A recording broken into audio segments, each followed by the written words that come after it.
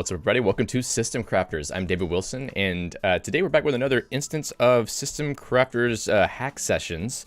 And for some reason, my chat window seems to have failed to pick up on connection. It's expired. What does that even mean? Reconnect your channel and restream. Oh, you know what? Probably because I changed my password today after Twitch got hacked, which is great if you think about it. Let me see if I can do that really quick. So restream. So it seems like every time I start a stream, I have some problem with restream. I really wish I didn't have to use this, but it's the only way to get streaming. Right, at least right now, it's the only way I can get streaming to Twitch and YouTube. So we're having to deal with it at the moment. Is there any way I can change my sources? Because otherwise, we're not going to get any chat coming in from Twitch. It's going to be a little bit annoying. Streaming setup. Can I edit my sources somewhere? So I'll talk a little bit about what we're going to do today. So the goal today would be to try and experiment a little bit with Geix Home, as we saw on the stream on Friday, and to come up with a way to potentially share parts of your dotfiles configuration with other people via Geix. So if other people use Geix and you have your configuration set up in Geix Home, then it's conceivable that not only could you share some bits of your system configuration, but also you could share bits of your personal user level configuration as well. So, I mean, really the fundamentals of this is that we're going to try to set up Geix Home a little bit better in my own config, actually in my config, not in a VM today, and also figure out how we could share my .files repository basically as a Geix channel that then some of these home services can be pulled from, even package definitions as well, which would be pretty useful, I think. Let's see. Yeah, I don't know if I'm going to be able to get Twitch up. Let me see if I can pull Twitch chat out on its own.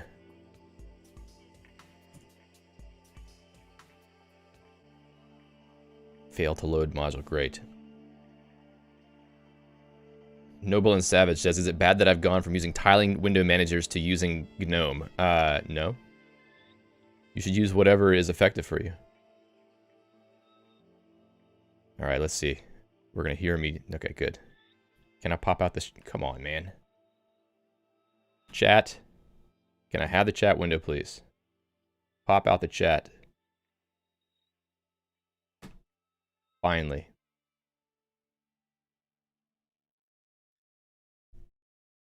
Hello, Labrinos. All right, let's see. Anyone here in the chat today in Twitch chat? Let's see, is anybody watching right now? Or, oh, I'm not even streaming on Twitch. What's the point? Okay, so that apparently because I changed my password this morning, the whole bridge is broken and Twitch is no longer allowing me to stream. So we're only on YouTube right now. All right, anyway, let's just say hello. You know what? I'm gonna pull up the, since we're not using Twitch chat right now, I'm gonna pop out the actual YouTube chat because it's easier to follow, and we're just going to do that here. So let me close this one and then pull this over to number 1. Live chat. Sorry, folks. Those of you watching the recording are probably like either skipping ahead or yelling at me right now. All right, so let's say hello to Dustin, Sherry, Grokking Stuff, Edwin, Simon, Noble and Savage, Labrinos, F Society, Daigo, Marcel. F Society says, can I use Geix Home on Arch? Yes, you can use Geix Home anywhere that you can use the Geix package manager, which is basically any other Linux distribution with some caveats. You need to be able to run the Guix build service daemon using some kind of service setup. I mean, I guess you could probably run it yourself if you wanted to also, but yeah, you can run it pretty much anywhere. It might just take a little bit more effort on some distros. However, I think that it's fine on Arch. I know that a couple people in the system crafters community, at least a couple, are using it on Arch. When I say it, I mean the Guix package manager. Geix Home, not many people that I know are using it yet because it just came out. Hi, Binks, thanks. Okay, so what I'm going to do, like I mentioned before, is I'm going to try to turn my .files repository into a Guix channel. I'm not actually going to install it as a channel just yet because what I want to do is use it locally. Because if you make it a channel, you have to start making commits into the repository, and that's going to be a whole headache. So I'm going to try to just add it to the load path at first. And once I do that, then I should be able to pull in home service configurations and package definitions from my .files repository and then use it to build everything. Noble and Savage says, how do you get past the Wi-Fi whitelist? I would consider Guix, but using a 540. You need to use the non-Guix repo. Check out the video I did on installing Guix, and it will show you how to do that. Hi, Michael or Michel. I'm not sure exactly how you pronounce your name. All right, so I started working on this a little bit in my free time. I'm not sure where I got to on it, so we're gonna try to check it out really quick. I was working on this machine, which is the acid burn machine. And I started doing something here, which I probably need to move off to another file just so that I don't break anything. But what I'll probably do is just start a separate file for a home config for right now. So let's just comment all that out. And then in my .files folder, let's just say home config.scm. We're just going to start really simple and not try to do too much fancy stuff with that. Get rid of all of this. Part of the idea that you saw me working on there was to try to have my system configuration, my operating system configuration, and my home configuration in the same file. And apparently right now that takes a little bit of a trick with environment variables, or at least that's a trick that Andrew Tropin showed me. So we're going to skip that for now. We're just going to go with a simpler file for that. All right, so let's see. Let's just simplify all of this. Let's go from a simple basis. I'm not going to implement all the ideas that I have for this right now because that would be a little bit overkill. Hey, Tekakutli. Sherry says, when do you have time to do all this stuff? Right now, I guess. I don't know. Okay, so what I wanted to do, the experiment that I wanted to run on this was to try to set up GnuPG as a home service, because right now I'm using GnuPG for all of my authentication needs for, authenticating to GitHub or other Git forges, and also for unlocking my pass keyring for all of my passwords for things like my mail or any other accounts that I use. So setting up GnuPG is a pretty critical part of my user level configuration, and I'm going to try to change what I currently have, which is a shepherd service. Config, shepherd, init.scm. I have GPG agent running as a shepherd service. However, I think I could change that to be a home service instead. Still run it using shepherd because that's part of the whole model, but also configure some of my stuff in my GnuPG folder. Let's see, is it .config? No, can't be there. Why is it not enough? Oh, it's in my .files folder. Yeah, .GnuPG. So we have the GPG agent.conf file that has some information in it, and I would like to be able to generate this. Now, dropping, the only other problem, I guess, is dropping in keys, and I'm not sure how I would deal with that yet, but let's just skip that problem for right now. Let's just deal with the problem of setting up the configuration file, starting the service, and then we'll maybe later figure out how we can drop keys on the machines in an appropriate way.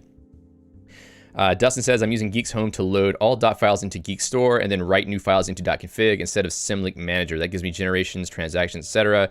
Yeah, I think that's probably the right way to do that. And I think that's the intended way. So what I'm gathering is that, like Dustin says, you can either just take an actual file that is in your .files repo and load it into the store just using the local file procedure, I suppose. I'm not sure if it's maybe it's a procedure. And then that can get installed as like, you know, part of your Guix profile. Or the alternative is to generate the configuration file and still store it into the store. And if you generate it, you basically have to use the parameters that you pass into your home service to do the configuration. So I kind of wanted to do a little bit of both today. So I'm gonna, well, we'll see. I might start with a local file and then append stuff to it that could be configured by a field on the GnuPG home service, if I'm calling it the right thing. I'm still very new to all this. And then have that be loaded into my profile so that we can put this file into our .GnuPG folder, and also, well, we'll see if it works in GnuPG. In fact, let's see. GnuPG.config folder. Can it actually go in .config, or does it always have to be in the .GnuPG folder?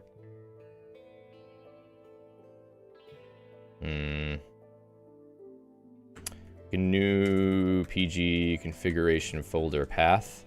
Because I don't know if you can put the file somewhere else other than inside of the .config folder, because it sounds like that Geix Home is sort of focused on the .config folder, but it must support other things.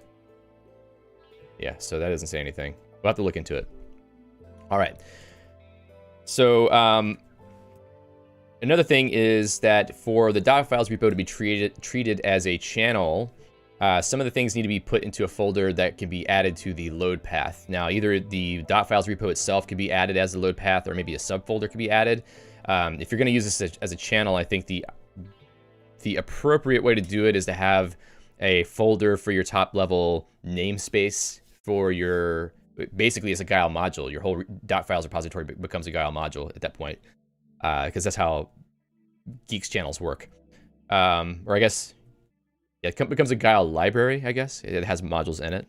What I'm going to do is just create a folder in here called Debugging. That will be the top level of my module path.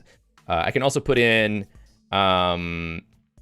a packages folder, which maybe we won't get to today. And let's see what else. I want to check the RD repo really quickly, because I think that Andrew has things set up a certain way too. I want to see how he has his home services set up in the folder structure. Oh, okay. He just has like a features folder. Okay, that's like the base stuff.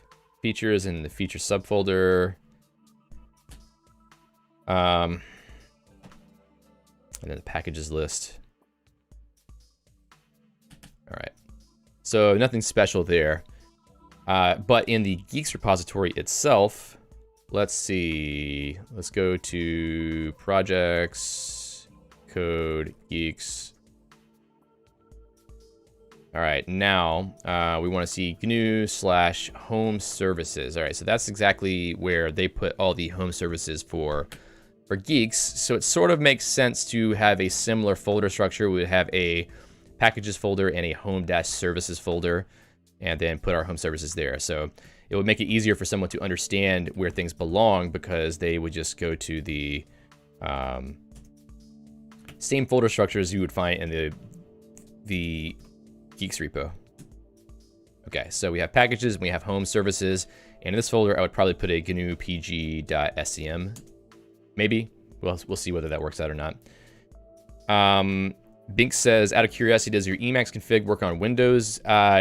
Yes, mine does work on Windows. I do use it on Windows. Now, sometimes I'll make changes on Linux and commit them, and then on Windows, the next time I sync, it will break something, but you just fix it. But yeah, for the most part, it works. All right. So let's go on to try and copy something from an existing file. I know that Andrew already has something in the RD repo for GnuPG, and I'm not going to use what he has because I want to start from scratch to sort of figure this out. I think that this is a pretty good way to learn how to do this. So I'm going to copy a few things from here. Well, let's just copy the whole define module section because we'll need that. And then I'll add a final, let's see, whoops. So let me see if I can get my toggle command window. Is that going to work?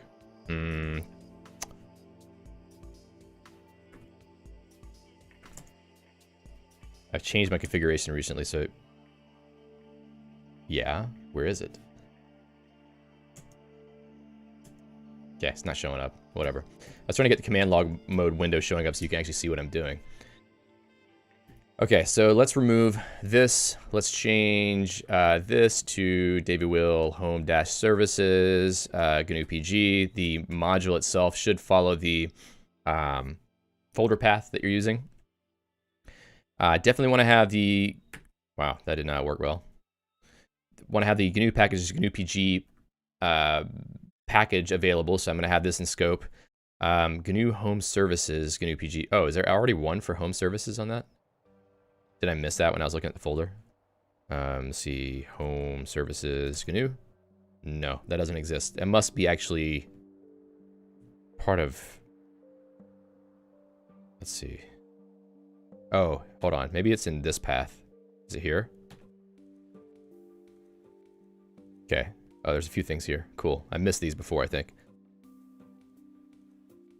Seems to be a lot of stuff. He's actually got a home GnuPG service type. I mean, technically speaking, we could just use this, but that sort of defeats the purpose of the exercise, I guess. So let's see, what else do we need from here? He's got a lot of code, or a lot of modules he's pulling in. We may have to use some of these. I'm not exactly sure yet.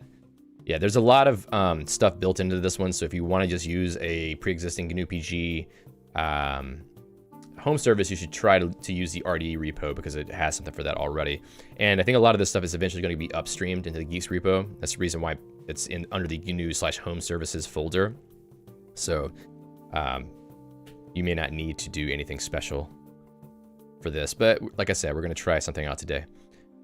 All right, so maybe we can just sort of copy and paste a little bit and steal what Andrew has done so far and see how far we go with that.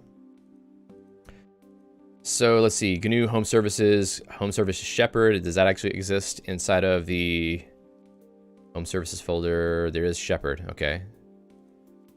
I keep getting asked about all of these things. And in Shepherd, there is a home Shepherd configuration file. Interesting. Probably generates it from all the stuff in the config. So, you know, I should say that if you haven't done a lot of scheme programming or Guile scheme programming, a lot of this probably doesn't make a lot of sense. We'll be doing a video series on Guile scheme. I'm not sure exactly when we'll start it. It may be toward the end of this year or the beginning of next year, but the idea is that we want to learn Guile scheme so that we can understand the code in Guix better for system crafting specifically, but also for developing other kinds of tools and stuff too, so keep a lookout for that. So in this code, we can see that they're defining a record type for the home Shepherd configuration. We'll have to do this too, I think, for the home services that we create. And what you see here is that they have the type name, home Shepherd configuration. They have the make function, which is basically how you create a new instance of it. They also have the predicate function that says that this is a instance of a home Shepherd configuration record. And then the properties themselves. Shepherd is one property, AutoStart is another, and then the list of services. So when you use a home Shepherd configuration inside of your home service file or in any other home service file, you will use this record type basically. And if we go back and look at, in fact, maybe I should pull down the RDE code so that we can just look at it here and not have to fool around with looking at the code in a browser. So let's see, cd projects code, and then I want to pull this whole repo. So let me do this really quickly. Git clone, drop that in. Let's see, whoops. Yeah, I'm not doing this very efficiently. So cloning into RDE. All right, cool. So now we're going to jump into the RDE folder. let's see, code Guix, RDE. All right. And we'll go into GNU, we'll go into Home Services, and then GnuPG. So here, let's see where they use Shepherd, because I'd be interested to see that. Noble and Savage says, I'm not sure if I should thank you or curse you for giving me yet another project. Yeah, well, my problem right now is I've got 2 or 3 different projects like this one, and I'm also trying to move my house to another country at the same time, so it's a little bit insane. Oh yeah, and trying to make videos and streams at the same time. Let's see, Home GnuPG Shepherd Service. So this is defining a function locally for the Home GnuPG Shepherd Service. GPG agent, that must be coming from another package. Optional, okay.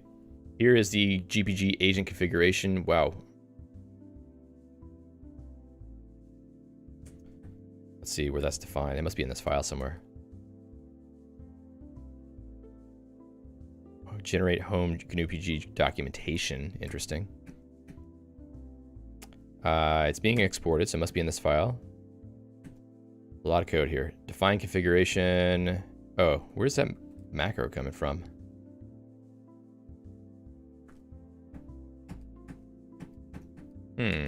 That's interesting. Let's see, define configuration. Let's see if it shows up in this repo somewhere.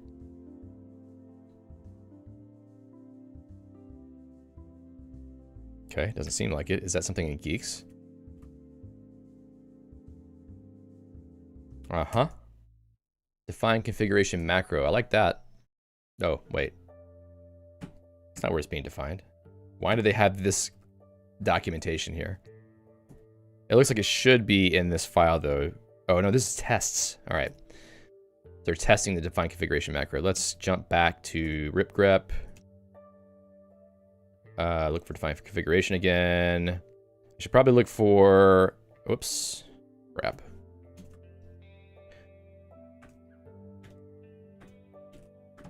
Is that... Yeah. Okay, so that's syntax rule. It must be here somewhere.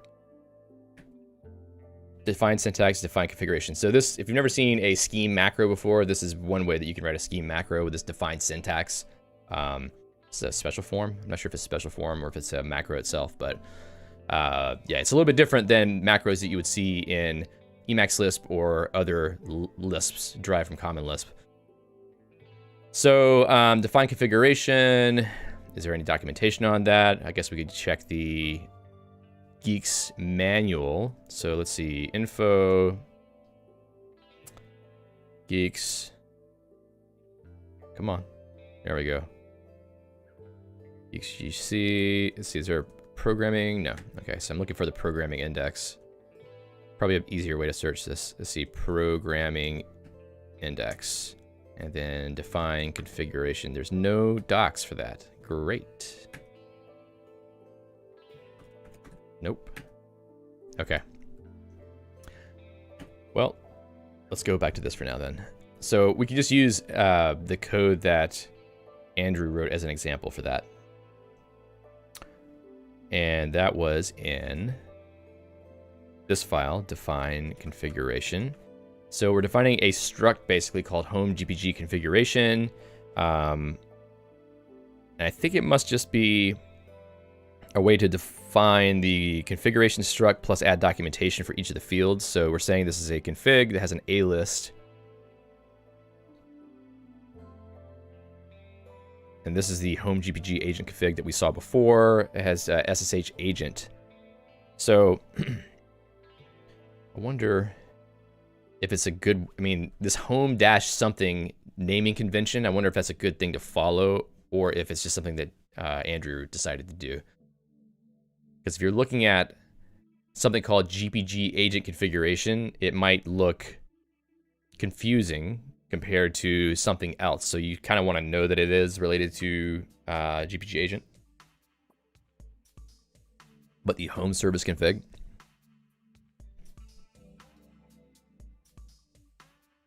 SSH keys list of GnuPG keys to expose SSH keys. Okay, so let's just copy this to start with. And I'm going to put this into the GnuPG folder in my own repository.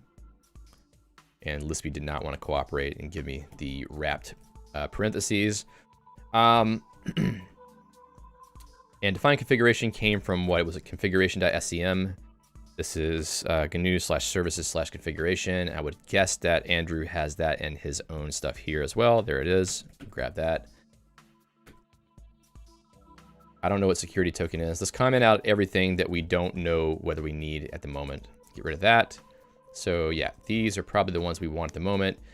G expression, we might need that for some of the work we have to do. So we'll keep that for a moment also. Steve says, I'm learning closure, so using Guix seems really tempting, though the Libre kernel will probably run on my machine. If it will run on your machine, that's great. It's pretty rare, I think, for a machine to just use the Libre kernel by default, because you have to have very specific hardware for that to work. I mean, maybe if you have like a ThinkPad, a very old ThinkPad, like an X220 or something like that. Okay, so...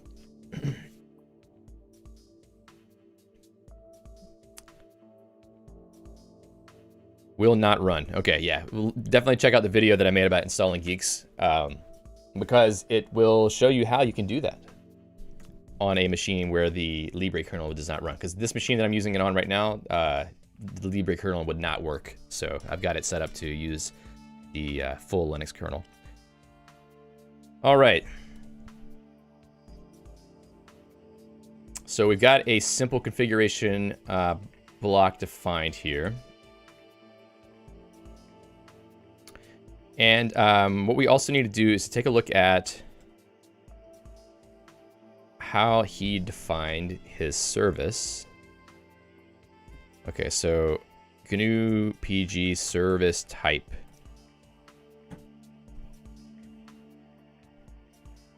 What? All right, so we're defining a service type here.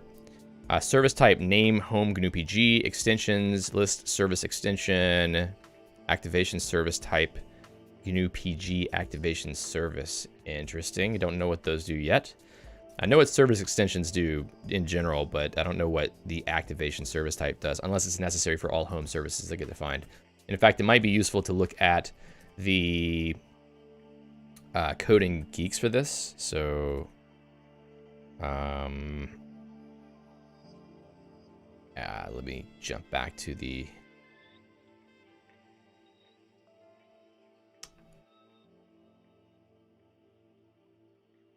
yes, that's not working at the moment. Okay. Projects code, whoops, not pictures. Projects code, Guix, GNU home services, and we'll look at, let's say, shells for now.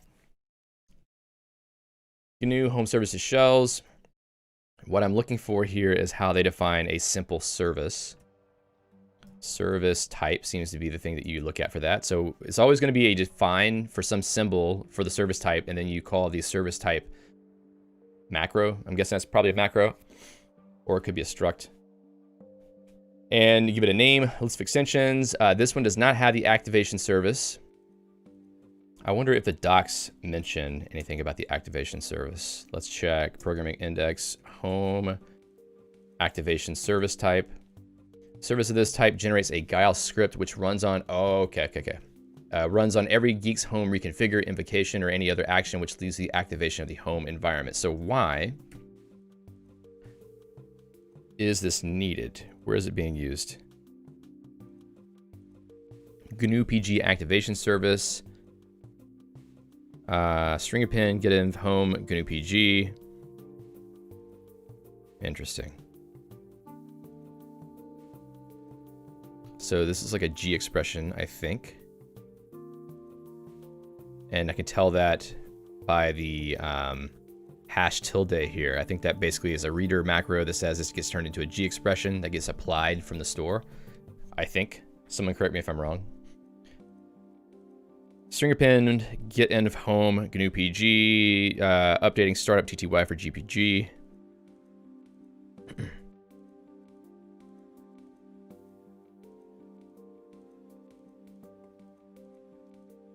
Interesting to write stuff out. GPG connect agent update startup TTY. Okay, so it's basically restarting it.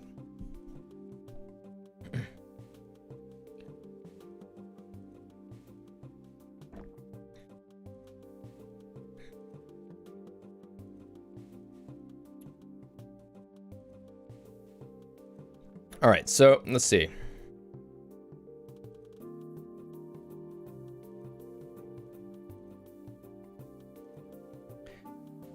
I'm weighing out the options here because there's a lot of code that's written here. I don't know if it's worth us trying to go through the effort of doing all of the same things that are being done here. Because GnuPG is more complicated because you do have to start up a service in the end. GPG agent service. Let's actually check that out really quick if we can find out where the services. Come on. So we have GPG agent config, GPG agent config. Trying to figure out where that gets used.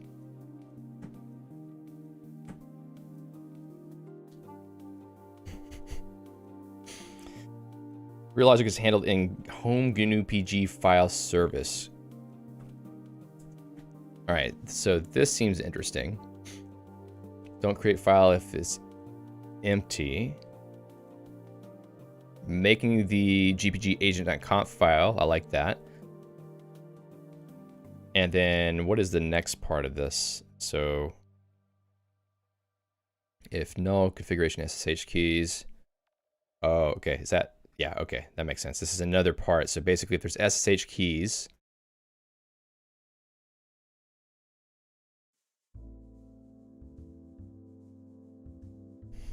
interesting conversation happening in the chat right now.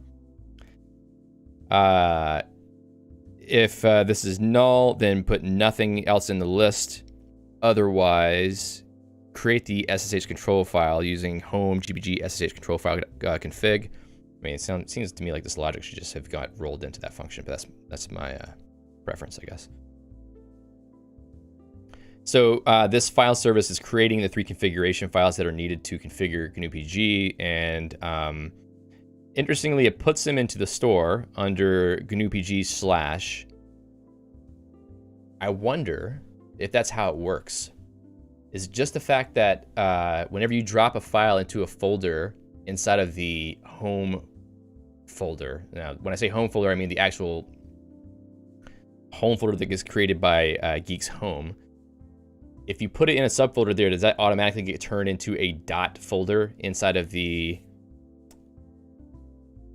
home folder? Let's see. The real home folder, GnuPG. Actually, let's put a dot. Oh, come on.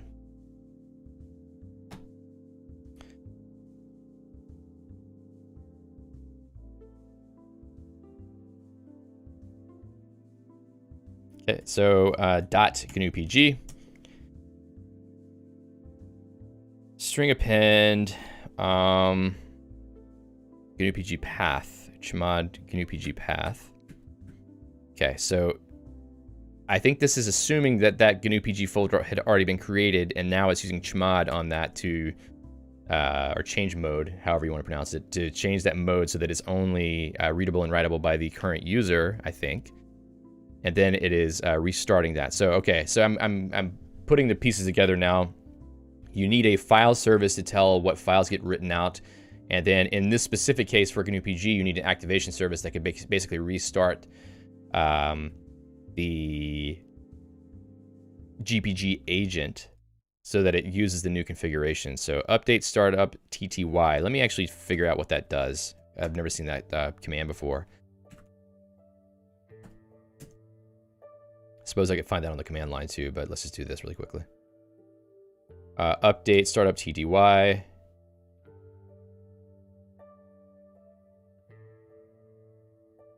Okay, so switch this display to the current one. Maybe that's the one that gets used for passphrase or something.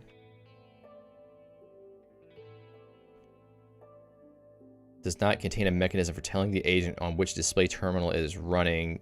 SSH port will use a TTY or X display where the GPG agent has been started. Okay, so apparently this is specifically for SSH key entering. I don't know why.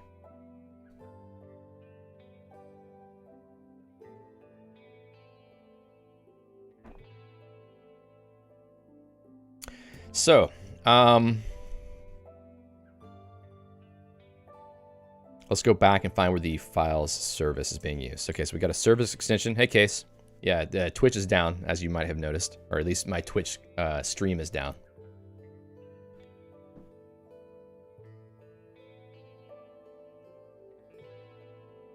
So, all right, so we got our service definition. We've listed some extensions.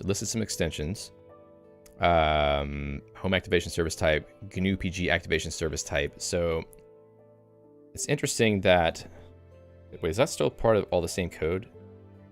Yeah, why is that not indented? Okay, that was a problem. So we have multiple service extensions that are listed here. And that's basically it. No Twitch is because I changed my password right before this and it broke the Restream integration. So we have the home profile service type, the file service type, the shepherd service type. So I'm curious actually about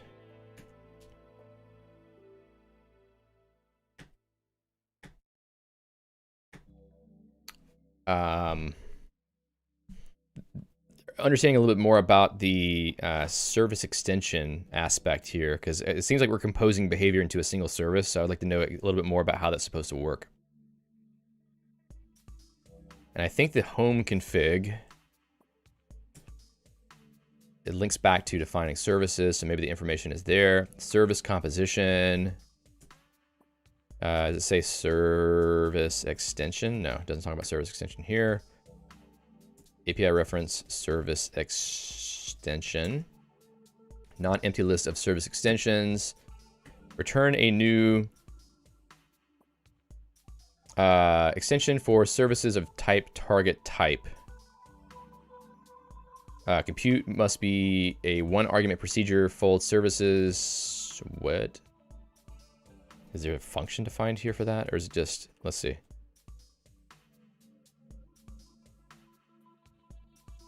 No. Okay. Passing it the value associated with the service that provides the extension. It must be a valid value for the target service. Okay, so we're assuming that all of these pieces are already part of the service. Maybe they are actually. So home activation service. I don't see that anywhere else in this file. But maybe we're just pulling it in to begin with. Service type, activation service, home GnuPG activation service.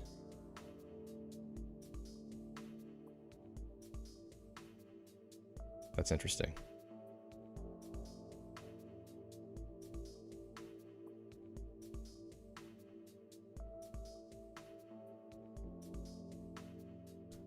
Maybe every home service has these, and this is the way that you configure them. Maybe I should go look at the documentation for home services in that case.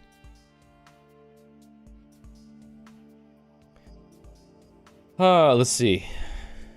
Home services, home configuration, home services.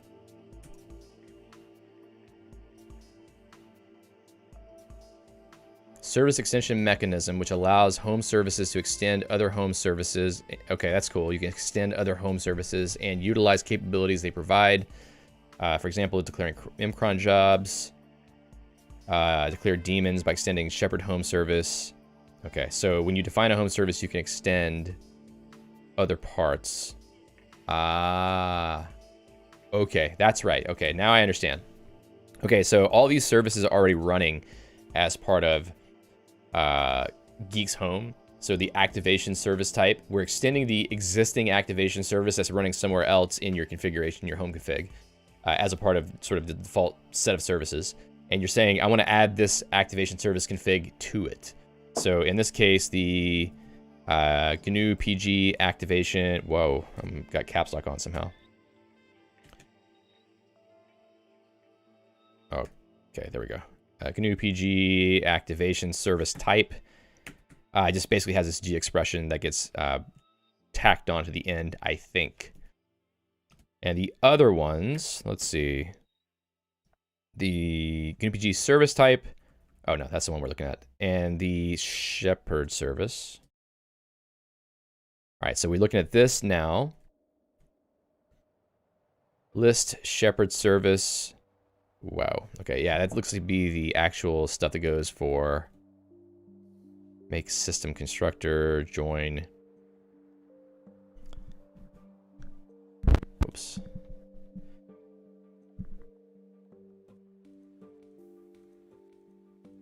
Okay, that's the shepherd service definition here. What is provision list? GPG agent.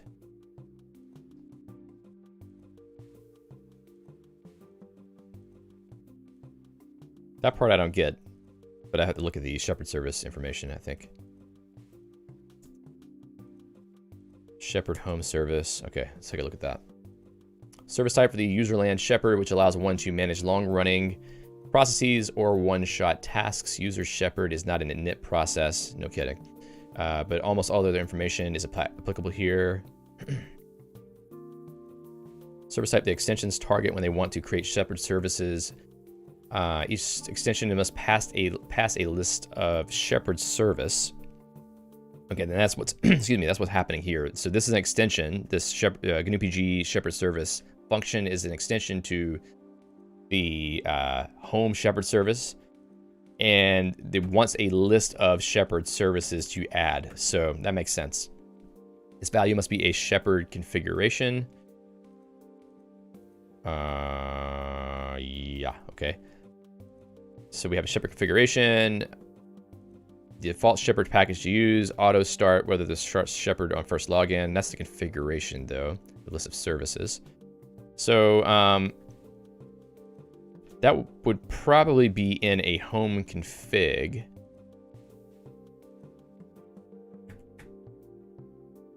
So let's actually check out. I wanted to look at what the provision is. This is a list of symbols denoting what the service provides. These are the names that may be passed to herd start, herd status, and similar commands. Okay, so GPG agent is the list, or is the name of the service that is provided by this home GnuPG shepherd service. And it's only filling in the optional block, I think. Is that right? No.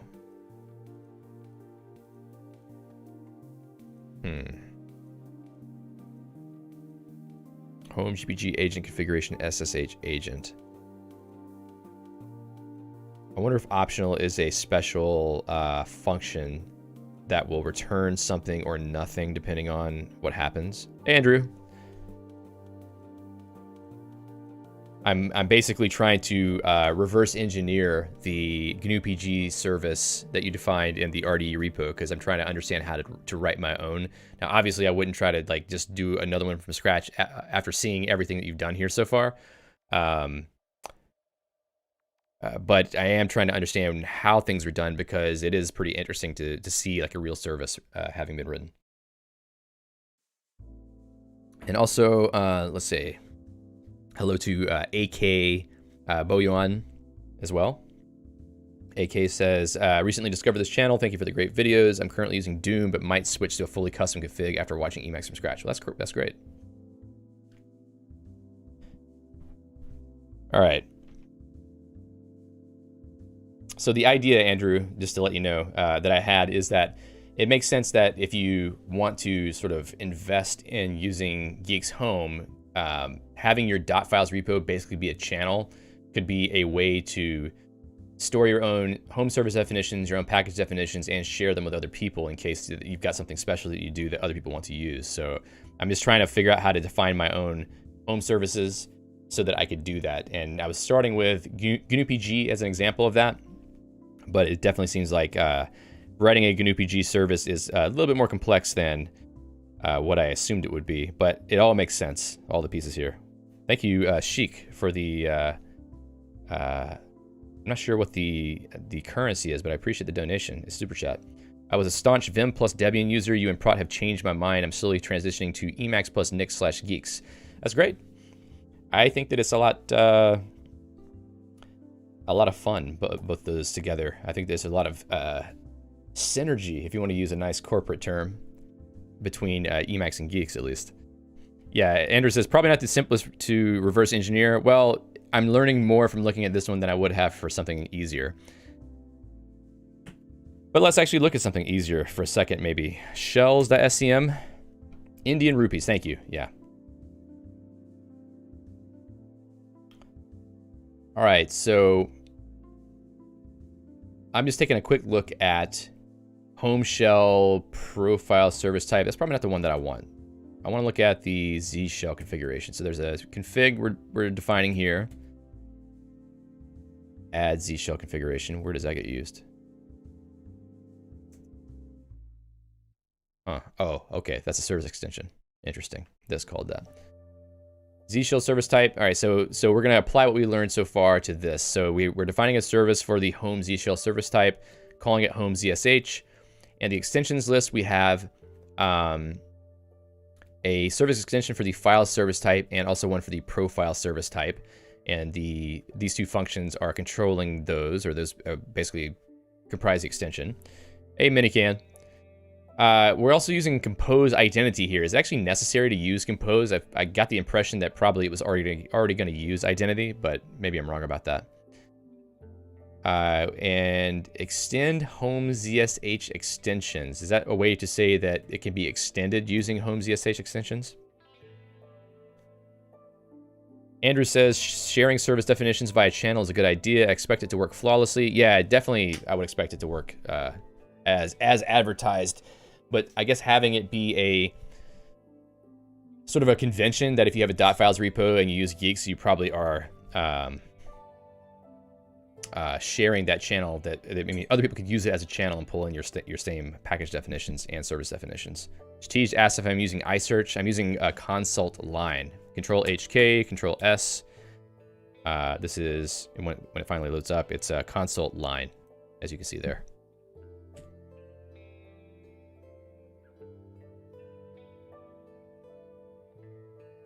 Home Z shell extension is the name of a function.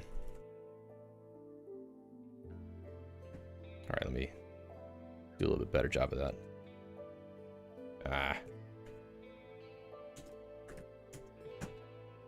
All right, so this is a function, original config, extension configs. Inherit original config.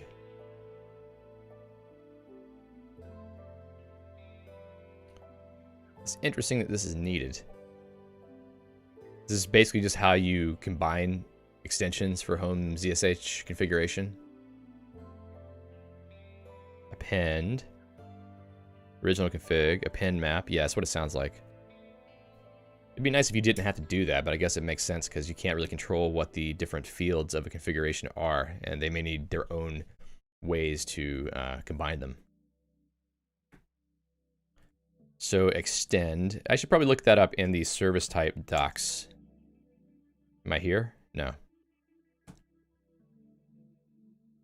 Let's see. Info prev. I don't even know what that is bound to. Oh, GK. Okay. Service reference. I was looking for extend. Yeah.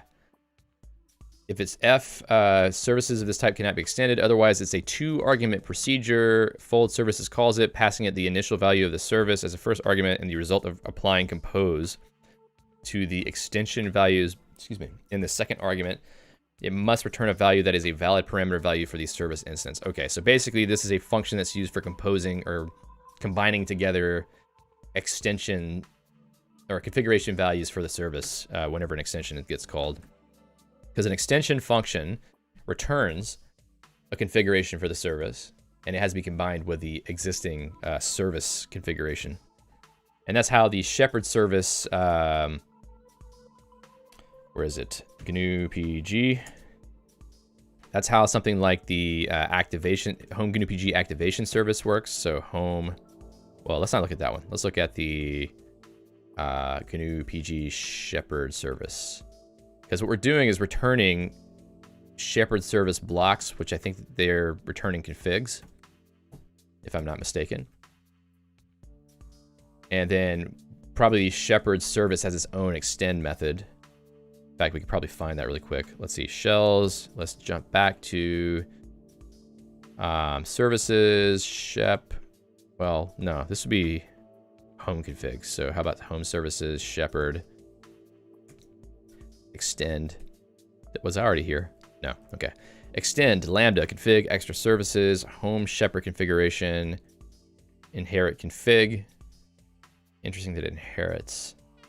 Oh, is that what that's like simplifying it just by using inherit instead? That'd be cool. It inherits the config, and then for services, it appends the services that are coming from the new config and the existing config. Okay. Yeah. Andrew says, service extension mechanism requires a bit of time to get the head to wrap around. A little tricky topic, but seems you're cracking it very fast. Thanks. Yeah, it all makes sense why it needs to be done this way. If you want things to be super extensible, then you need to have functions that you can insert at any point of the hierarchy to define how to combine things. So any extensibility mechanism needs a way to express how you can put together new information that is coming from extensions with the configuration that already exists. But it is a little bit, as you see, I'm having to jump back and forth a lot to figure out where things are coming from. All right. So let's roll back up to the top of the stack again and get reoriented. So the goal of the stream is try to figure out a way to share bits of configuration through making your .files repo a channel. Obviously, we see that the existing GnuPG home service is pretty elaborate, which it needs to be. So I don't know if there's any value in trying to rewrite it. So the next question becomes, can I share the actual configuration that gets passed into the home GnuPG service type? So if someone wanted to use my same config, they could. But then I guess the question becomes, does it actually have any value?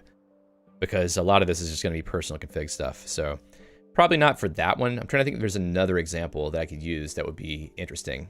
So I should probably just consult my own .files and see if there's something for that. Pretty much anything you would want to configure as a program in your user config would probably be best served by creating a service that gets used in or gets added to the Guix repository, or maybe some other channel shared by other people and not just in your own .files, but that's sort of up for debate, I guess. Let's see, Udisks. That could be a pretty simple one. Is there any configuration needed for Udisks? Let's see. So if you don't know what Udisks is, it's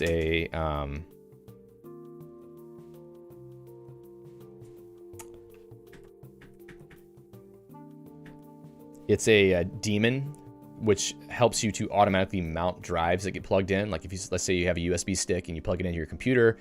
If you're using something like Guix and you're not using GNOME or some other big desktop environment, you don't get that auto mounting behavior that you're used to from like GNOME. If you plug in a USB stick, it doesn't mount it for you. So you can use this daemon like Udisks to do that for you. So one thing we could do is we could try to write a home service for running the Udisks daemon. Now, the problem with that, though, is that if you want it to show up in the system tray like I have here, which is pretty useful, you need to run it as an app after the X session is already started up. But in this case, we are thinking about running it ahead of time. So I'm wondering if you could sort of run them both at the same time, if you wanted to have the system tray. Let's see, is there like a separate Udisks tray or something? Let's see. Oops. Udisks. Info real. Okay, so it doesn't seem like it. Is there even a service for that? Let me check. There probably wouldn't be. Let's check out the Guix repo right here. I'm going to use ripgrep to look for Udisks. All right, so that's the package def. And I think that's it. Yeah. So it's just a package definition. Okay, so there's no service defined for it already, which is good because it means that we could do one if we wanted to. And okay, I know I keep jumping from thing to thing here, sort of like I'm swinging between trees, but I had one other thought that just crossed my mind on home services. Oops, info. So let's go back. Yeah, okay.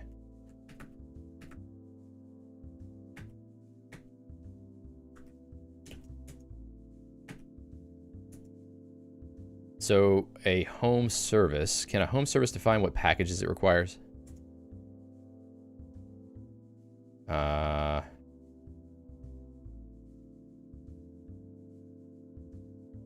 think it does, right? Because it has to have a way to do that. So Andrew says, in most cases, you want to add a channel and use home services defined in it, but config for those service should be copied and adjusted, written from scratch in most cases. Yeah, I agree with you on that. So there's service extension mechanism, which allows home service extend, blah, blah, blah, whatever. We know that. All right, so just trying to get my brain together. Yeah, so I want to look at home profile. Oh, okay, cool, thanks. Essential home services, home profile, service type, instantiated every home environment automatically, no need to define it. May want to extend it with a list of packages if you want to install additional packages into your profile. Other services which need to make some programs available to the user will also extend the service type. Great, that's exactly what I was looking for. So the idea here is that if you have a service, let's say you have a home Udisks service that starts the daemon for that Udisks, you could extend the home profile service type. Is that it? Yeah, home profile service type to then add the Udisks package to the profile. That way the user does not have to actually add Udisks themselves to their own profile. It just gets added automatically by the service. So how about we just try to do that? I'll go back to my folder here. I'll say udisks.scm. I'll copy what I had done so far here. Let's just try this and see what happens. All right, and then define home. Wait, hold on. I think define module does not need to have this stuff inside. That needs to go here. Okay. Leave that. In fact, let's get that out of here. I don't know if we need this. Where did I see that? Free desktop? Okay. Home Udisks service type. If I can just write one service today, then I'll be happy, I think. All right, so service type, name, home Udisks. Whoops. All right. Extensions. Well, the first thing we can do is say list and service extension, home, what was it called? Profile service type. Home profile service type.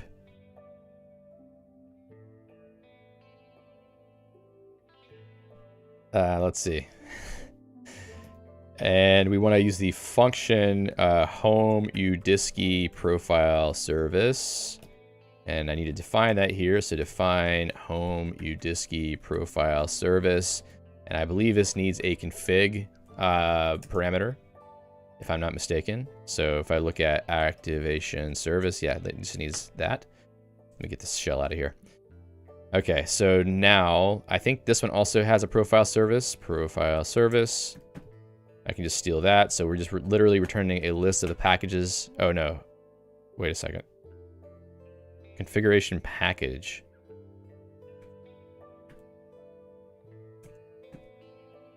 I'm sorry, what did I just do wrong? Oh, is that pulling it from the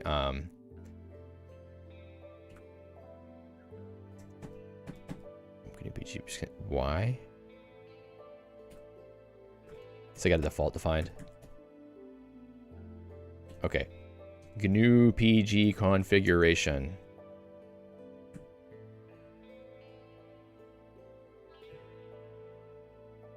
There we go. Okay, so package GnuPG. All right, cool. And I think it's pulling that default value, but it's saying package GnuPG. That's kind of curious, actually. Let me look at the docs. Yeah, I think that we just pull in the package def itself. So we have a list containing the Udisks package. Okay, I think that's it. We just return that. Because Udisks is a symbol that should be coming from this free desktop library, if I'm not mistaken. Let's see. Packages, free desktop, Udisks. Okay, it's right there. Okay. So that should work as a profile service to make sure that that package gets installed. So that is enough. If we were to use this right now, in theory, it would install Udisks inside of my home profile. So let's give it a try and see what happens. So I'm going to use Geix Home and use -L, add my .files repository to the load path. And this is sort of important because if you want to test out a channel locally, there are two ways to do it. One is you can add it to your channels file and then make a commit to your .files repository, because you need to do that first before any new changes get picked up. Then run Geix pull and then run Geix Home, which is a lot of steps and it's kind of annoying.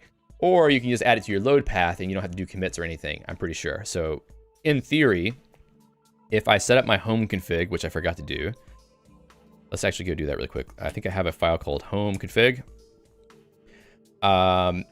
And I need to import, use modules, Debugging home services.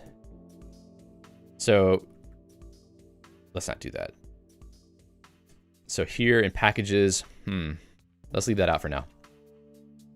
In services, I can do a list and put in the home Udisks service. And so long as I did everything right, this should do something. So do I need to use like reconfigure on this? Reconfigure. Let's see what it does. Okay. So, oh, I need to give it the file. So .files, come on. Oh, it wants to run the Geix REPL for that, great. .files / home-config.scm. Okay, so no code for module Debugging home services. I did something wrong here. No code for module. Let's check it out. So I could probably load up a Geix REPL. But first, let's check out the folder path that I did. Debugging home services, Udisks. Oh, okay, and that was another problem here, is that I actually put this in the wrong place. So Udisks, and I will also change this to Udisks, and hopefully that should fix it. Okay, did you forget a use modules form? Well, no, I didn't. It's right there. Oh, I didn't export it. That's why. All right, so let me double check how to do that in the syntax. Okay, that stays inside the define. We're gonna export the home Udisks service type. Is that right? No. Or is this home Udisks service? No, this is service. Yeah. Service type. But that's not a symbol. So maybe I'm doing that wrong. Let's go back to the info. Look at configuring the shell. No, which one was it? No, not that. Declaring the home environment. Home environment services list. Okay, that's the right way. Okay, so now what I need to do is service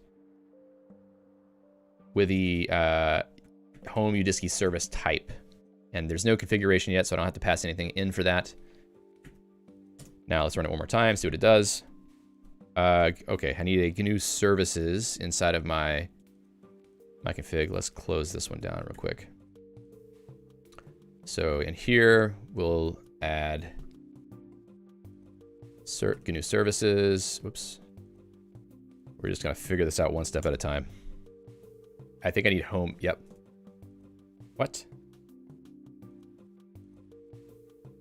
I pulled it in, dude. Right here. Well, I'm missing GNU Home, I think also probably. Let's double check that in the info docs. Yeah, GNU Home, GNU Home Services.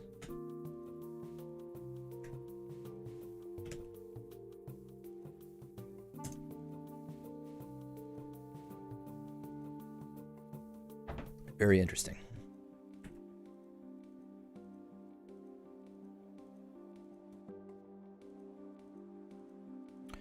So I'll go back to my Udisks file, define module, David Will, home services, Udisks. That's the right module path. And look at the info one more time.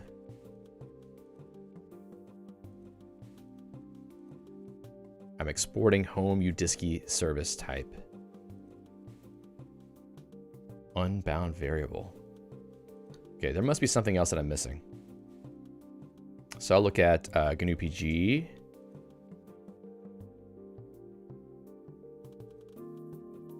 All that seems right.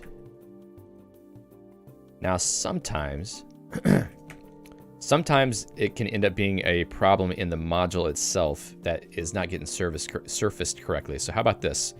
I'm gonna run Geeks REPL. Hey, GNU Ninja. Excuse me. Geeks REPL, and I'll use use modules. David Will, home services, Udisks. Home profile service type. Okay, see, it's exactly what I mean. Sometimes whenever you have an error in one of your modules that's a part of your channel, and you try to do something with Geeks, it only gives you a surface level error that doesn't tell you what's really happening. So sometimes if it says that it can't find a symbol out of a particular module, you have to open up the Geeks REPL and then go try to import that specific module and see what error it gives you. And in this case, it says that I forgot to import something for the home profile service type. So that explains some things. So let's see, what am I missing? I'm missing all the home services stuff, it seems. So home services, we'll start with this and see if that's enough to make it happy. No value specified for service of type home Udisks. Why? Home config 912. Okay, so is there something I'm missing in? Oh, hold on. No value specified for service of type home Udisks. That's that.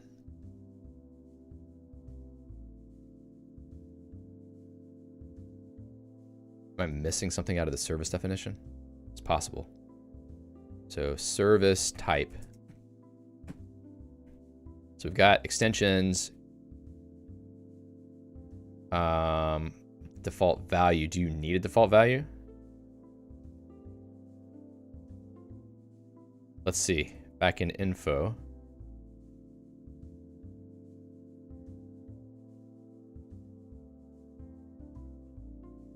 Defining services, service type,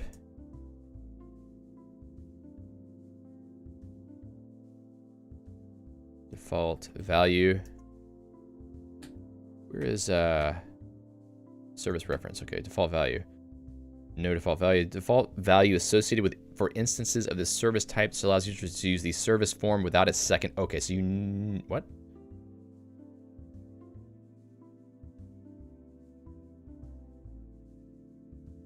Check this out real quick. Allows users to use the service form without its second argument. The returned service in this case has. Do I need to call that as a function? Is that what's happening?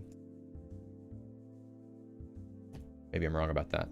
Let's look really quickly back at Yeah, I need to have like 2 info pages open at the same time, apparently. There's probably a way to do that. I just don't know info well enough at the moment to do that.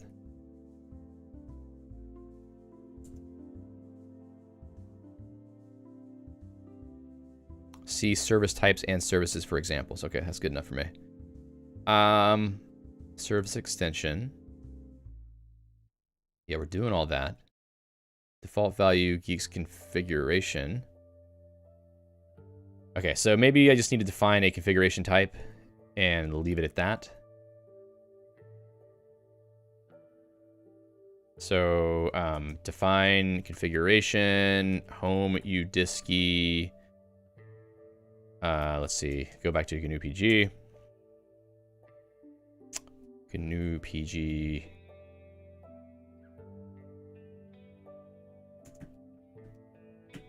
Okay, so wonder if this macro will let me put nothing in there.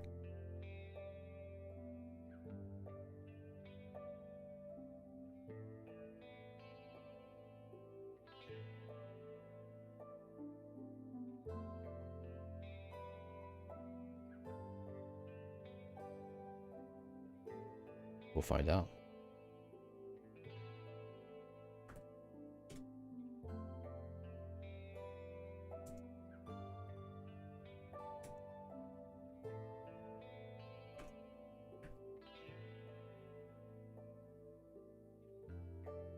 Yeah, Shraz. Okay, rename the current info buffer. Oh, okay, then Control HI will create info and use that one that enables you to use 2 info buffers at once. That's great. Okay.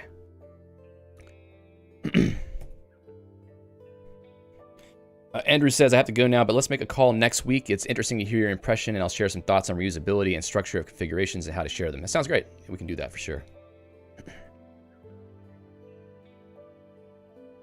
Thanks for coming, by the way. It's awesome to have you show up and give some tips. Okay, so GNU services configuration. I think, no, not this one. It needs to go into the Udisks. You either need a default value or use service blah, blah, blah, service type. Oh.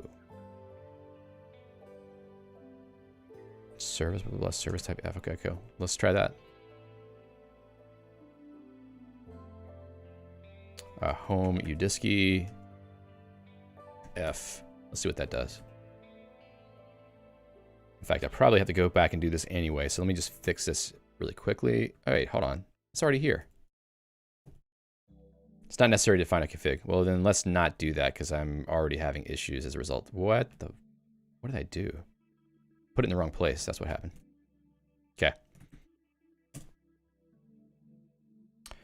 Source expression failed to match any pattern. Let me double check the service.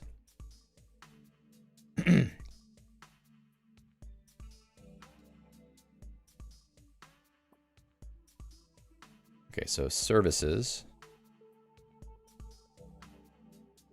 It's all defining services.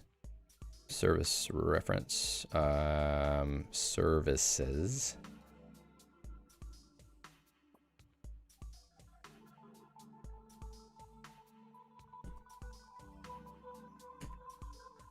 Service types and services. I think we're just here.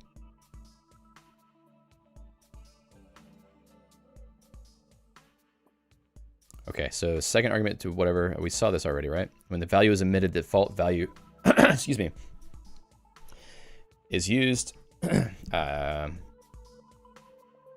Second argument to the service form is a, oh, okay, here we go. A value representing the parameters of this specific service instance. I think we're missing, we just need to do this. I think that was the problem.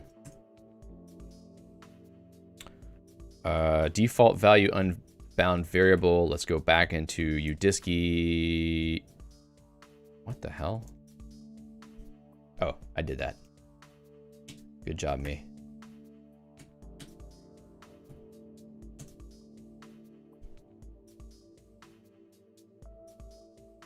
Seems to be doing something this time. We'll see what it does. So what it should do, yep, okay, so it's installing Udisks into this profile. Let me actually close this out. I have it running already. Let's just get it out of there. Okay, so it looks like that did work. We have Udisks being installed as a result of this Udisks service type that's being pulled in. It's doing its thing here. I wonder how bad it's trashing my stream quality at the moment. Okay, so it looks like we're good. Let's see. Let's take a look at well, let's do this in Geix instead. So Geix, I want it to open up in .Geix Home. All right, so now we have our profile. If I go to bin, I should see Udisks in here. Cool, so it did get installed. And everything else that's necessary. We have our fonts here as well. Cool. Don't really need that right now. Channels listing is basically the same channels list that I'm already using. All right, so that worked. I think it should work just fine going forward. Now what I want to do is add a shepherd service, I think, to make it start up and have it running in the background. Kind of curious how it's going to work whenever you have the system tray app as well. And I think this would be useful just so that when you log in to your... oh, did it just rewrite my profile? That could be a problem. Let's check that out. I think it probably overwrote my profile file right now. .profile, which is pretty key to my entire config. Okay, it didn't. Well, that's a good sign. Huh. I think it's supposed to. Yet it didn't. No, wait, we're on the wrong folder. I think it did. Yeah, it did. Okay, so it moved my .profile, which is going to be fun next time I try to log in, and I'm like, why the hell is everything broken? Maybe I should actually... For my specific config, I may need to tell it to source the profile, like add it to the profile. There is a service for that. In fact, let's just try that out real quick. I think that now that we know a few things, we might be able to do something for this. So... let's see, rename buffer. Let's do what Ashraz suggested. So we're gonna say this is info geeks. Now I'm gonna do Control-H-I to go into info again. I'll go, well, the other one was geeks too, but whatever. So let's jump to this one, back to geeks. Home configuration, home services, essential home services. We want well, I think the profile service is still the one we want, right? Thanks, Ashraz. Okay, so extension value is just a list of packages. What about my actual profile script? Approximately 4 months ago. I don't think it was 4 months ago, was it? It feels like it was like a month ago. But maybe I missed that if you did say that.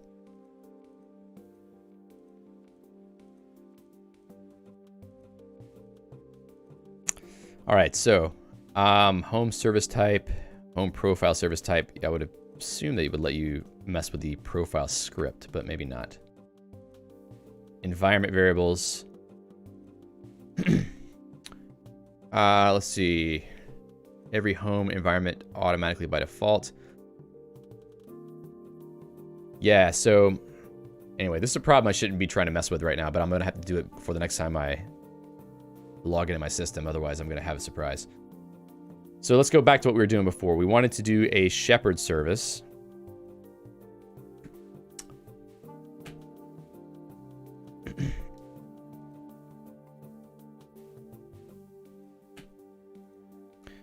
Sherry, if you need my help, send me an email at the email address that's listed on the channel page. If you go to, I don't remember what it is, but if you go to the channel page and look at about or something, there's an email address there. So send me an email if you need help.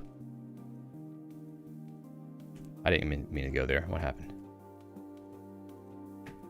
Okay, so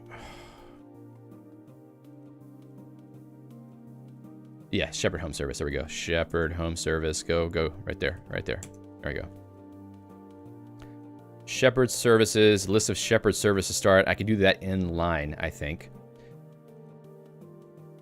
In fact, I already saw how to do that with GnuPG. So shepherd, it's just a function that returns a list of services. So in this case, I could do something like this. In fact, let's just copy this whole thing here. It's gonna not have the parens wrapped correctly, but whatever, we'll deal with it.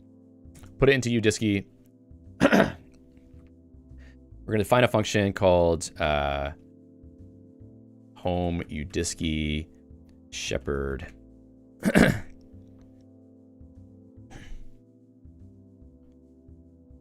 Home GnuPG shepherd service. So home Udisks shepherd service config. All right. And let's make sure that I spell correctly here. We'll fix all the rest of this. Like this whole block that I don't need. And this we do need. Lispy is just, you know, taking a whole lot of liberties here on my parentheses. Okay. So shepherd service, documentation. I think we need some more stuff than that. Running control. Let's just call this Udisks, just for fun. Udisks. All right, we'll go back to GnuPG. Let's split this buffer a little bit. And pull up Udisks. Oops.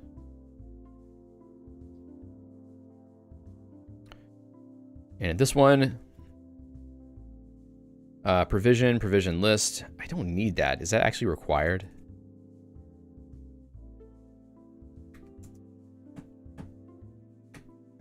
Shepherd services, provision. List of symbols denoting what the service provides. These are the names that may be passed to herd start, herd status. Okay, so I do need a provision list. Oh, now I remember why this is needed here. So we're basically saying that the SSH agent needs to be started if necessary. Okay, so the provision list is just a list of symbols of service names, I think. All right, so in this one, we will need provision, and this is going to be Udisks. Is that right? Provision list is a list of symbols. Looks like it. Okay. Go back to info.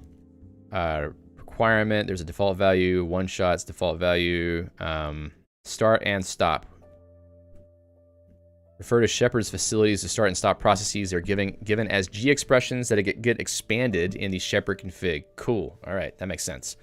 So we can kind of copy what was being done here for start and stop. And I think hi, League of Trust. Thanks a lot. I appreciate that.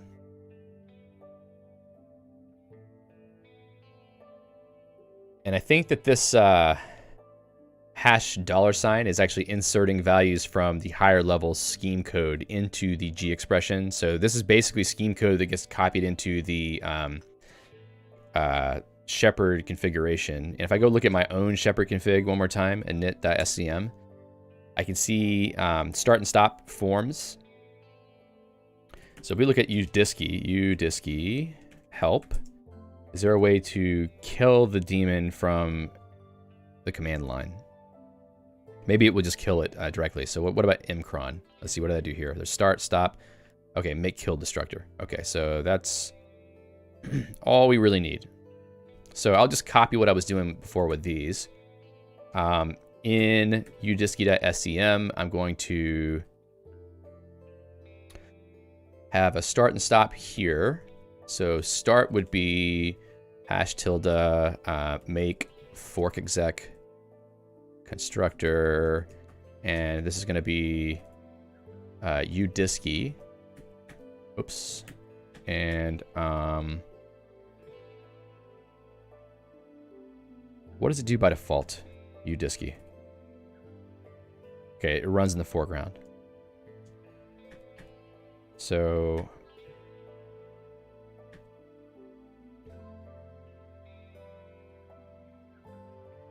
notify, no notify tray. Is this meant to just be used as a foreground app anyway? No terminal. Just disable terminal action? What does that even mean?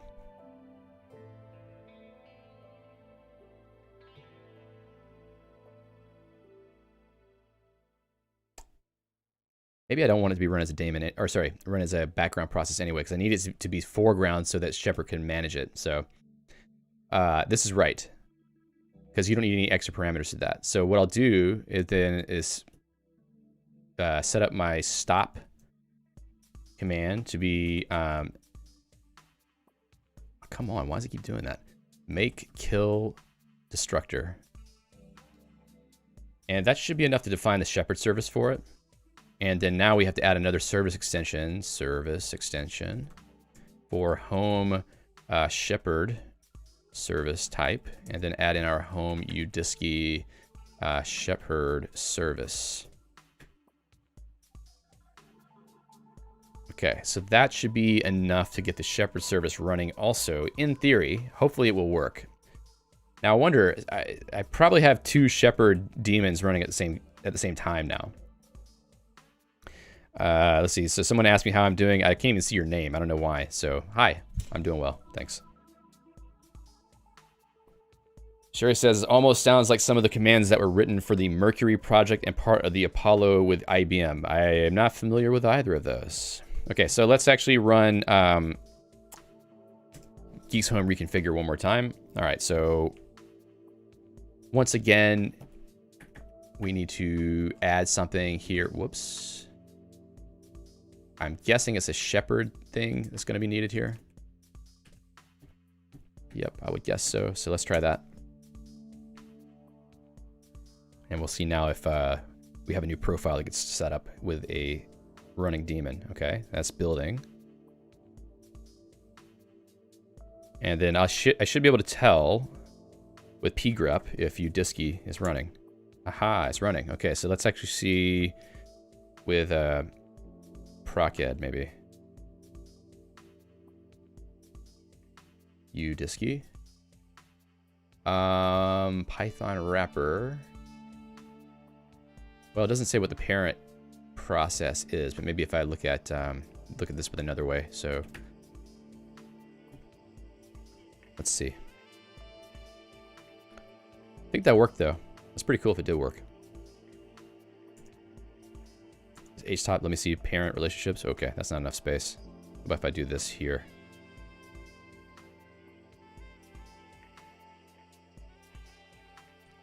Where is everything? I don't see a list. Okay.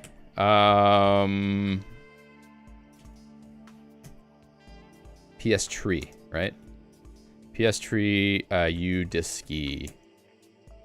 Yeah, so Shepherd is running Udisks. So confirmed. It seems that Udisks has been launched by Shepherd. That's great. Good to know. That was successful. Let's see, what else can we do here? I mean, I guess we could set up configuration for that too, if we wanted to, but there's not really much to say. And also wonder if I run Udisks now from the terminal, is it going to complain? Udisks, I want to get the tray icon. Udisks help. -T was it auto hide tray icon? What is it? Oh, yeah, it's not shown in the bar because I didn't run it with the -T option, but I'm going to try it now and see if it will show up. Udisks -T. Okay, so it seems that it's fine. I wonder if it would actually, if it's using the real daemon or if it's like spawned another daemon in addition to that. Because that would be a little bit annoying. Let's see, hold on. Udisks connect to existing daemon. Wow.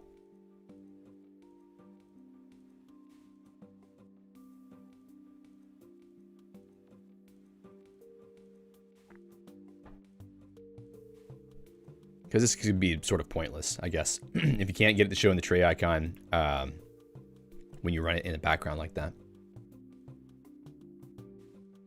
Enable pop-up notifications. I mean, I suppose you could put -N on so long as you already have dbus running so that it can connect to the dbus session and pop up notifications. Do I actually have a USB stick here? Yeah, I don't have one at the moment. It would be good to know whether that actually works. app indicator notify command. That's cool. Find options. Shared mount and daemon commands. Daemon options. Auto mount, notify. Okay, the same stuff. Yeah, the thing is, what does it do if you run it before the X session starts up? You run as a daemon before the X session starts up. I don't know what's going to happen there.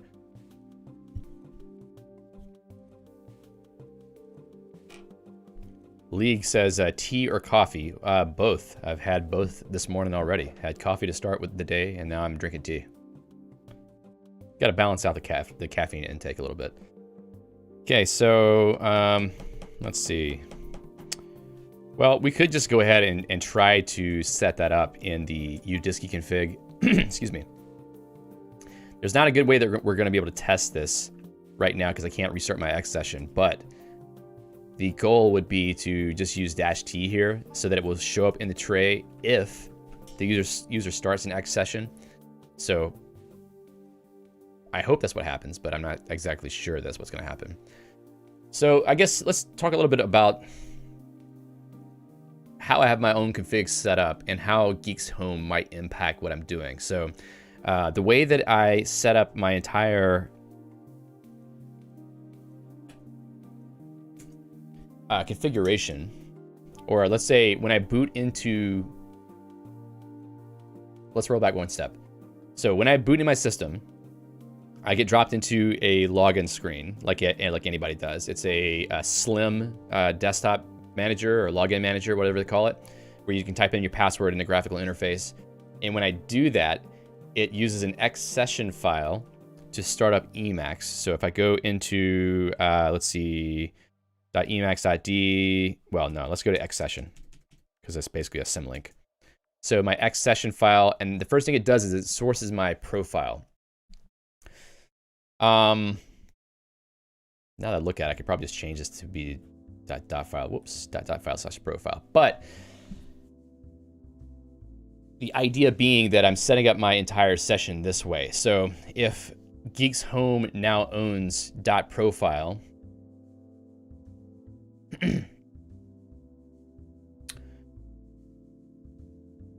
then I must need to keep my other profile script, which is actually this one. Let me kill this so it's easier to see too. Which has a lot of stuff in it. I'm setting a lot of environment variables. And in fact, some of these things I could... See you, Sherry.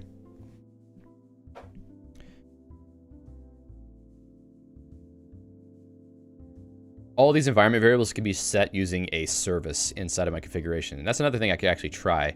So let's say, for instance, this LC collate and CC. I don't have to set this in my profile anymore because I could actually set it using Geix Home. So let's try my home config. If I were to, let's see, how can I do an extension on the home environment unless I have to set up my own service? I'm pretty sure you can do extensions directly though. So I think they have an example of that inside of the info page. So declaring the home environment in, let's see, service, bash config. Okay, that's different. I want this to be my actual profile. Simple service. Okay, so this is one way to do it. You can do a simple service, home file service type. Let's look up simple service really quickly because I think that would be useful. Info Geix, simple service. Is that in this list? No. That's in Shepherd services. Service types and services. Simple service. Okay, I may need to go to the programming index for this. Info index. Is there a way to do that? Oh, that's great. Love that. All right, so return a service that extends target with value. So you can extend anything with a particular value. This works by creating a singleton service type name of which the returned service is an instance.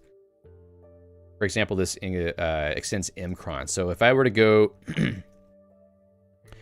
into my home config and use simple service, which I think should work, right? Okay, home services. In fact, let's drop this down one level. Simple service, my env-vars, or I can just say env-vars, whatever. And then I want to configure the home environment vars service, right?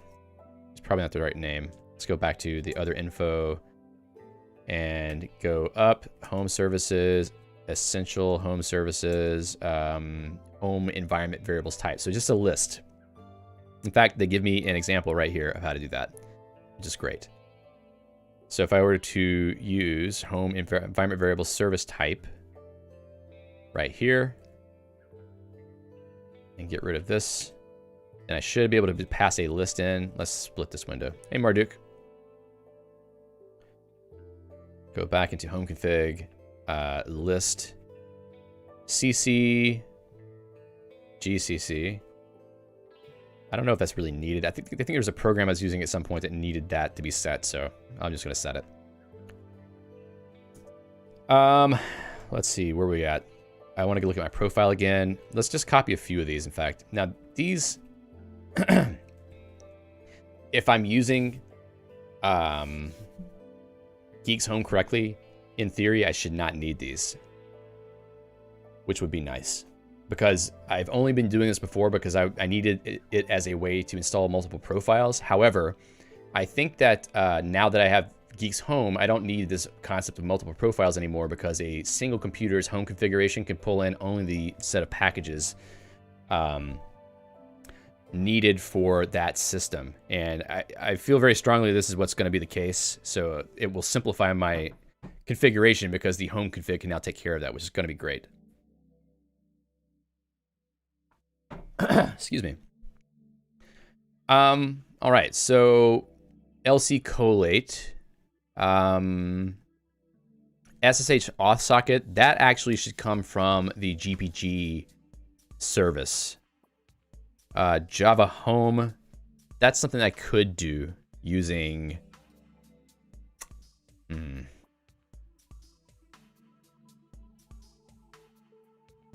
wonder if it makes sense to actually set up profiles for different types of packages as different services.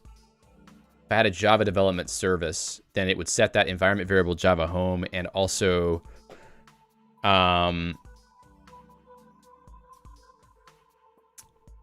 the packages needed to be installed, so that now I don't have to do stuff like this anymore. So it would actually make my configuration a lot more composable, so I don't have to know to do this anymore in my own config. It just comes in as part of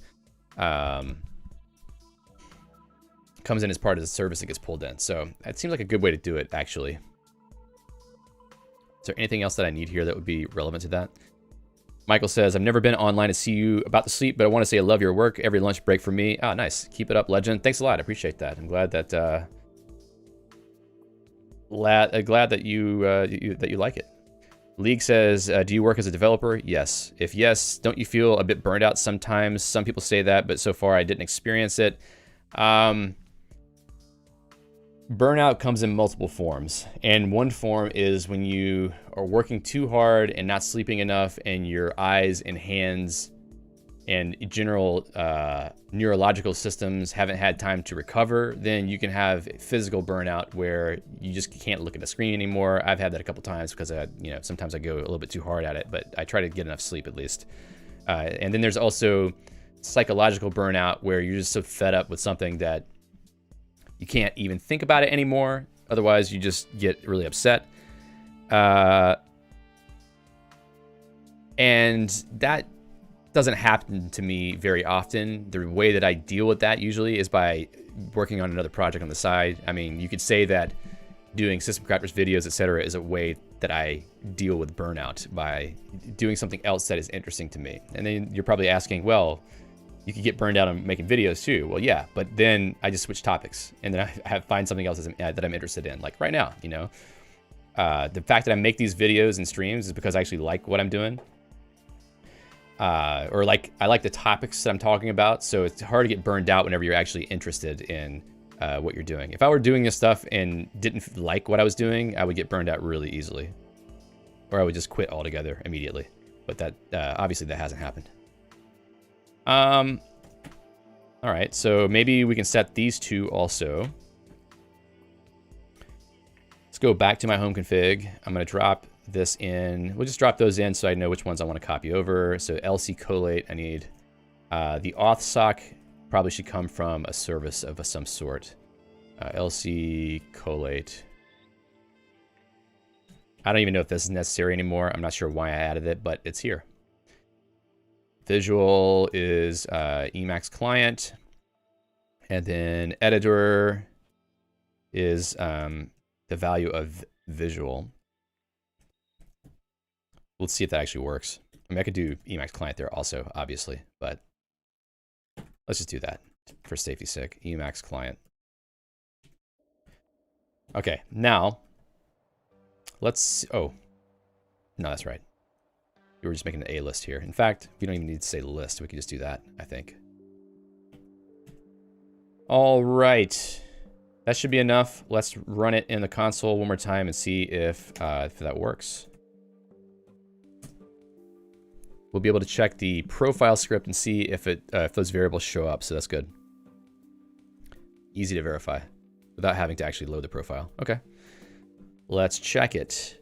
We're going to go back to Dered, Geix Home, and then look at our profile / etc. / profile, I think. LC, nope, not in this one. Let's see, where would that end up? Channels configuration on first login. Maybe it's here. Wow. LC collate, no. Interesting that it didn't actually complain if it didn't do something. Skipping config, skipping font config, fonts. Oh, did you stomp on my fonts.conf file? That's going to be fun too. I think my fonts will stop working at some point soon. Env.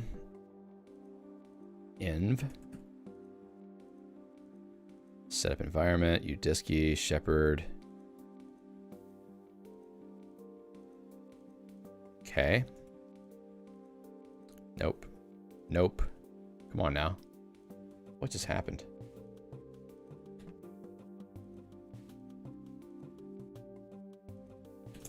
Okay. Back to the chat. Okay, so I'm still looking for the script. Activate, is that the one?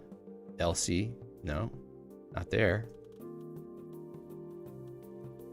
So this is a Guile script. Why is my CPU going nuts? Oh, because of the long lines, that's why. Typical. Setup environment. Hey. LC, there it is. Okay, so the environment variables that I set are now being added to the setup environment script, which I'm guessing gets sourced into Minican. That gets sourced in based on whenever I log in. So next time I log in, these things would be set. Of course, other things are not going to work. But I think I'm making progress to the point now where I can start building my home config and do a lot of what I was doing before with this instead of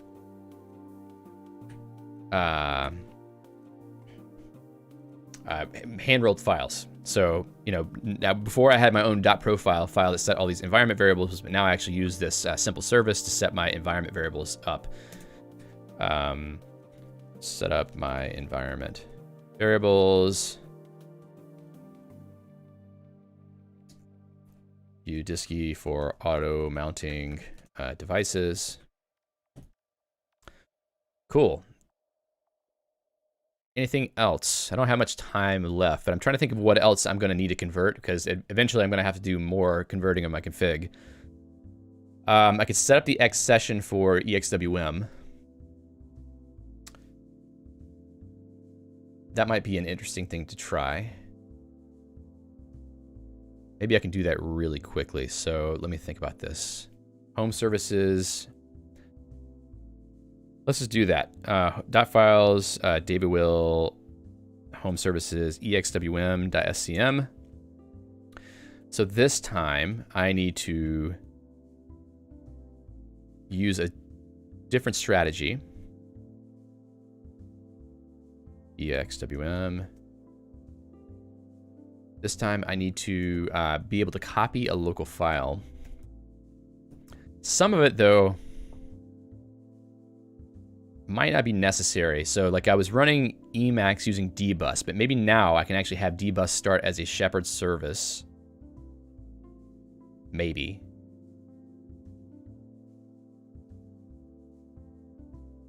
Yeah, let's try that. Let's just think about that for a second. So we're gonna go and copy what I did so far with Udisks because I already don't remember the syntax. Okay, so we want to define a service type. I'll put it right here, define, and then service type, home exwm. This is probably not the best way to do this, but this is the way that I'm going to do it. I know there's already a desktop configuration or a service configuration for exwm defined in Guix, but I don't like that one. I do it differently, so I'd rather do it my way. Service type, home exwm. Now there is a files service, I think. Wait, is it right here? Let's go up. Right here. So essential home services, file service. Yeah, oh no. Files, what? Where is it? So that's environment service type. Profile. Home service type. Okay, that is like the root service, I think. On first login. Activation service. So how do you drop files in? Because that's something that needs to happen. Maybe I need to look at a higher level. So declaring the home environment. Let's just go back to XWM here.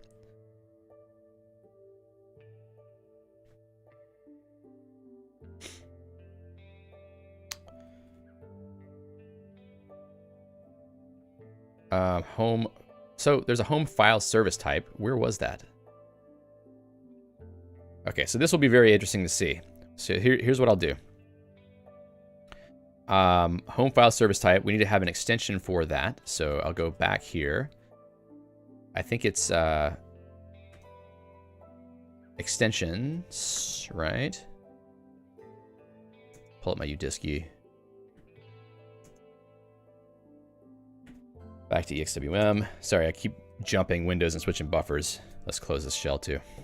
Okay, so extensions. This needs to be service extension with a home files service type, home exwm files service. Define home exwm file service. And the reason why I'm doing this is I already have a file that I want to use as the accession file. So I'm just going to try to see if I can copy it over to see what happens. All right, so home exwm file service, and this needs to accept a. I think I've got this definition wrong. It needs to accept a config, and then we need to have a list. I'm guessing this is just going to return a list.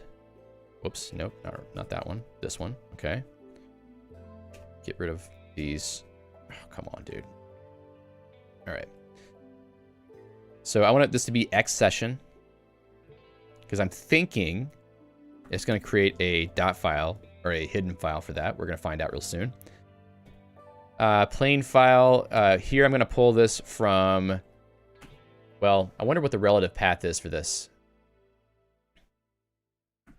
The content of, wait, hold on. What did they just say? Temp. Okay. Huh. Let's jump back to the info page real quick. Config / okay, yeah. So X session and then plain file is. If I wanted to, I could even generate this X session file too and have it be written more literally. I'll do that as a next step, but I won't do it right now. I'll take the one that I already have. So plain file. I'm guessing it's going to be relative to the path of the config file itself. We'll find out soon. So we're going to say .emacs.d/exwm/start exwm.sh because that's actually the name of the real file. I just have a symlink created for it. The .x session file that starts up exwm. And once I do this, I think I can start moving some of the stuff I have in this file. If we go back and look at that really quickly. emacs.d/exwm/start. Some of the stuff that I'm doing, like running Shepherd, I no longer have to do. And some of these other things like Compton, I can make that a service and not actually have to run it here. Configuring the system bell, I'm not sure about that. And then running dbus, I think I don't have to run dbus launch, but I'll have to check that though, because I need to make sure that dbus is going to run correctly in the session. So let's check this really quickly. So home exwm's file service, we're just going to copy the X session file over into the home directory. And we're going to use this as the source path. And that should be enough to use. Make sure we have all the paths right. Don't need that anymore. Don't need that anymore. Don't need that anymore. Probably don't need that either. So let's just clean this up real quick. And then we'll export the correct service type, home exwm service type. Let's also rename this to be the right name too. exwm. Okay, so then we go back into home config. And then I set up X session for exwm service, home exwm service type, and put false for the default or the initial configuration. And that should do it. I just need to pull this in as well. So let's pull in home services exwm. Okay. Now in the shell, let's run it and see what happens. Okay, so wrong argument in position 1, expecting pair, service extension, target. I probably did something wrong in my service extension def. So let's go back to exwm.scm. Is that a correct list? Seems like it. Let's see. Home files service type, home files service type, service extension. Okay, should be fine.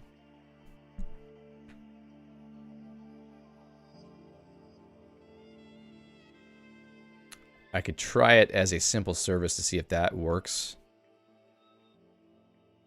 What was the error?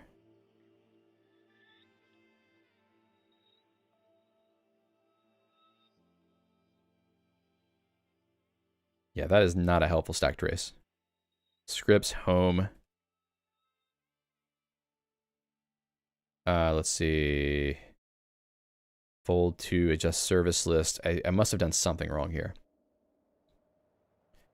Wrong type argument in position 1, expecting pair.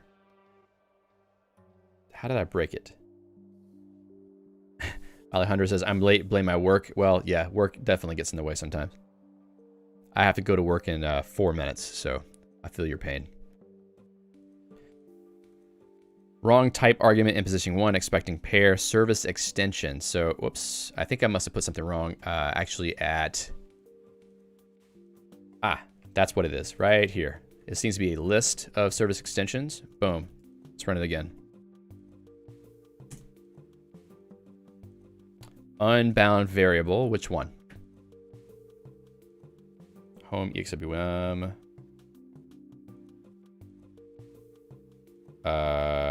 Plain file. Okay, yeah, makes sense. Where does that come from? Let's check the info. Info geeks. Let's look at info index. Let's look for plain file. Okay. This is where? The G expression library, of course. The one that I took out, now I need it again. So I'll put in geeks gexp. Okay. And that, in theory, should make it happy. Invalid name. Okay. So I wonder if that means that it can't find the file. Is it because the file needs to be relative? Let's see. Return a context object, return a text file. declarative counterpart of text file.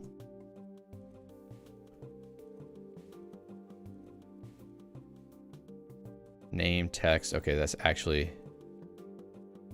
plain file. Bash RC. File union. Builds a directory. Okay, that's cool. Don't need that. A string or what? Oh, I'm sorry for that. Oh, that's what the problem is. Okay, so I need the local file, I think, right? Local file. Yeah.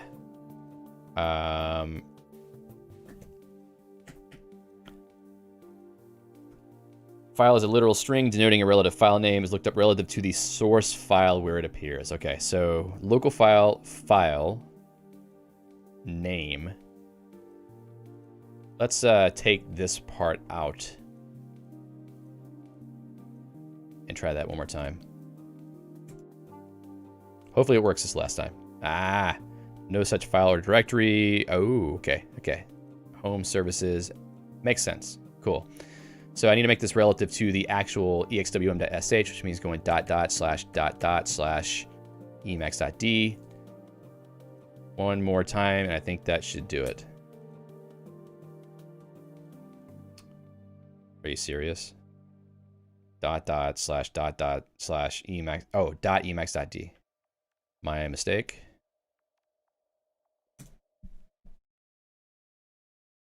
And it seems to be running now. And we'll see if we get a symlink in the home folder. Take a look at home folder, X session. Yep, goes to GNU store, and it is the contents of the file that I expect. Yeah, I think that's right. Cool, that worked. All right, so we did make some progress today, actually making a configuration with Geix Home. It's a good starting point for me, actually, because I've been meaning to get my own Geix Home config going for a while, and now I know how to do it. I think I can expand on this home exwm service type to add other things so that I can move a lot of that out of that X session file and just, you know, generate one to put it directly, which I would use this plain file for. So seems pretty cool. I'm looking forward to doing some more of this because so far this is a pretty nice little configuration file that sets up my .files. So we'll see how it goes. But for now, I got to jump off this stream and head into my day job. I'll be back on Friday with another stream. I don't know what the topic is yet. We'll have to figure that out between now and then. Probably it will be something not so code focused because we did this stream today. I also did not get a video out this week because I've been so busy in my personal life behind the scenes that I didn't get a chance to do that. But I do intend to get a video out next week for this. For the topic that I had in mind, which is in the websites series. And I don't know if I'll do a stream next Wednesday because things are pretty busy. We'll have to see whether I have time when next Wednesday rolls around. So I'll let you know what happens on that front. But just assume that there may not be a stream on Wednesday next week. There will be one on Friday, though, for sure. Every Friday from now for the foreseeable future. All right, folks. Thanks a lot for being here today. I appreciate the 20 or so of you who stuck around and watched me fumble around with Geix Home this whole time. Hopefully it was interesting. Hopefully you learned something. Let me know in the comments or on IRC or Discord if you have any thoughts or suggestions. And yeah, until next time, thanks a lot for watching. Happy hacking. We'll see you.